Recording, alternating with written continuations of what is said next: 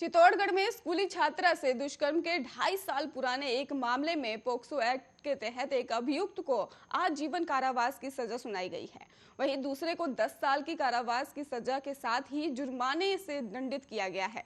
विशेष लोक अभियोजन शोभालाल जाट ने बताया कि 30 मार्च 2019 को एक प्रार्थी ने ही निबाड़-हेड़ा कोतवाली थाने पर एक रिपोर्ट दी थी, जिसमें बताया था कि प्रार्थी की पुत्री 28 फरवरी 2019 को सुबह 7 बजे स्कूल गई, जो उस दिन फिर वह घर नहीं लौटी। तो बाद में प्रार्थी की पुत्री निबाड़-हेड़ा ने भी जेके चौराहा पर पूछताछ की और पूछताछ करने पर उसने बताया कि जब वो सुबह स्कूल जा रही थी तब आरोपियों ने उसे जबरन वैन में बिठाकर आवरी माता जी की एक धर्मशाला में ले गए, जहां उसके साथ दोनों ने बारी बारी से दुष्कर्म किया। इस रिपोर्ट पर निबाड़-हेड़ा कोतवाली थाना पुलिस ने प्रकरण दर्ज कर जांच शुरू कर दी है। पुलिस ने मामले की जांच की और दोनों आरोपियों को गिरफ्तार कर लिया है। उनके विरुद्ध भी पोक्सो कोर्ट चित्तौड़गढ़ में पोक्सो एक्ट में चालान पेश किया।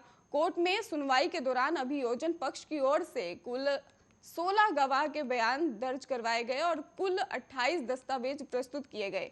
मामले में विशेष न्यायाधीश ने दोनों पक्षों की बहस सुनने के बाद ही अभियुक्त निबाड़-हेड़ा में मीड़ो का मोहल्ला निवासी रामलाल उर्फ रामू मीणा को 10 साल और 3-4 पोक्सो एक्ट में ही आजीवन कठोर कारावास की सजा दी है। आपको बता दें कि 24,000 रुपए के जुर्माने से दंडित भी किया गया है।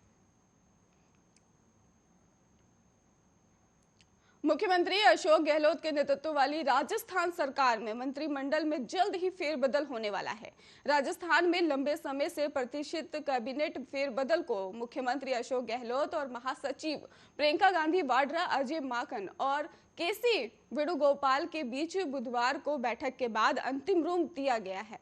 आपको बता दें कि सूत्रों ने यह भी जानकारी सामने रखी है कि मंत्रिमंडल विस्तार में कांग्रेस एक नेता एक पद के फॉर्मूले को लागू करने की तैयारी कर रही है और इस फॉर्मूले के मद्देनजर गहलोत मंत्रिमंडल के 3 वरिष्ठ सदस्यों को उनके पद से हटाया जा सकता है, क्योंकि इन नेताओं को पहले ही पार्टी में जिम्मेदारियां दी जा चुकी हैं। इस फेरबदल में राजस्थान प्रदेश कांग्रेस कमेटी के प्रमुख गोविंद डोटासरा, पंजाब के एआईसीसी प्रभारी हरीश चौधरी और गुजरात के एआईसीसी प्रभारी रघु शर्मा के बाहर होने की संभावना है।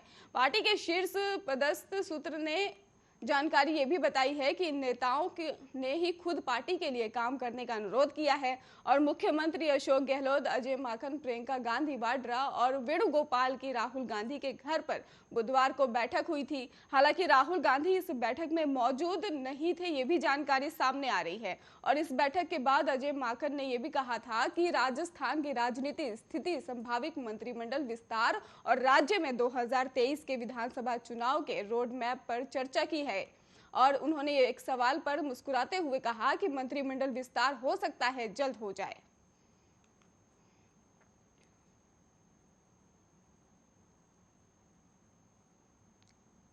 राजस्थान में मंत्रिमंडल विस्तार और राजनीतिक नियुक्तियों को लेकर सियासी उठापटक जारी है और दिल्ली दरबार में सीएम अशोक गहलोत के बाद अपनी मांगों को लेकर पूर्व उप मुख्यमंत्री सचिन पायलट भी हाजिरी लगा चुके हैं।